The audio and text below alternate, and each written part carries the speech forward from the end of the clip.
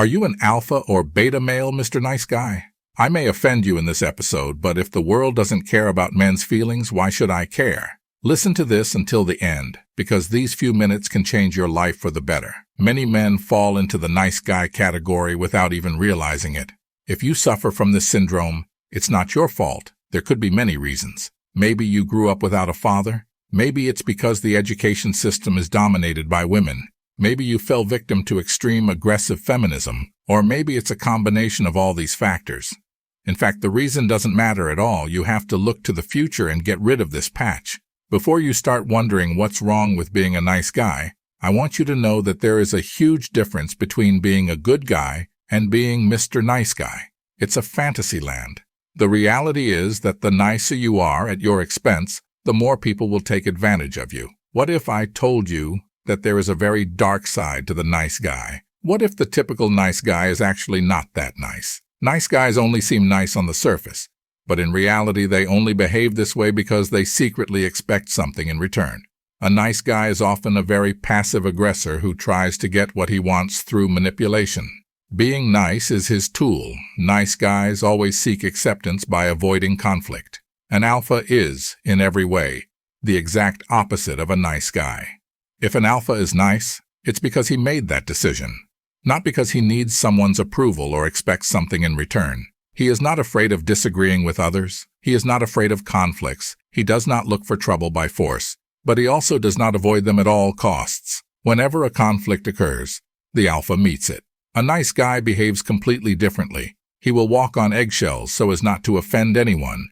Such behavior is an act of cowardice. You see, most cowards mask their fears by pretending it's about morality. They hide the fact that they can't be dangerous or they can't handle conflict by pretending it's about moral integrity. In other words, they say, I'm not doing it because I'm too good a person, instead of I'm not doing it because I'm afraid. When it comes to the dating sphere, the nice guy is at a disadvantage. In this field, a confident alpha male wins 10 out of 10 fights. Nice guys have a very condescending attitude. They put themselves on a pedestal and pretend that they are the perfect option. A nice guy will try to show how nice he is, and when rejected by a woman, he will insist that women don't know what they want. Alpha doesn't waste energy on such nonsense. He doesn't care if people don't like him for who he is. Of course, just like a nice guy, alpha can also be rejected by women. The difference is that alpha is direct and doesn't deny reality or pretend to be a friend. If the alpha is rejected, he knows that this flower is half the world away and will continue on his way. A nice guy often wastes his time pretending to be a friend. Sometimes he will wait for years for his opportunity. A man with nice guy syndrome may never admit that he has been rejected and will create an alternative reality in his mind. Nice guys really lose because of their wrong thinking and behavior. To fix it, you must first realize that there is a problem. This is the most important first step.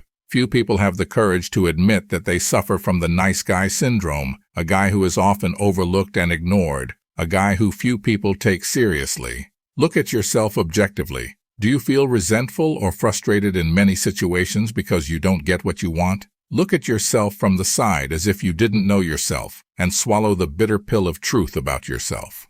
The second thing you should do is start telling people no. Stop allowing yourself to be taken advantage of just because you can't say no and are being pushed around. You often do this because you care so much about what others think. You are worried that someone will not like you. You will be surprised to see that people start to respect you more for standing up for yourself. There's nothing wrong with being a little selfish every now and then. Love yourself and give all of yourself to people who would never return the same favor. Third, only be nice when you really want to be nice. Real good deeds are done without expecting recognition or anything in return. You do it out of the goodness of your heart because you want someone else's life to become better. Don't expect reciprocity. Fourth, work on your self-esteem. You may not be in great physical shape, in which case start moving. You don't have to start by running a marathon or hiring a personal trainer. On the way to the top, every step counts, even the smallest one. A strong body means a strong mind, and that's a start. Thanks for listening to this episode until the end. If you have reached this point, write in the comment, "I am not a nice guy." This will be a symbol of your transformation into a real man. Speak soon.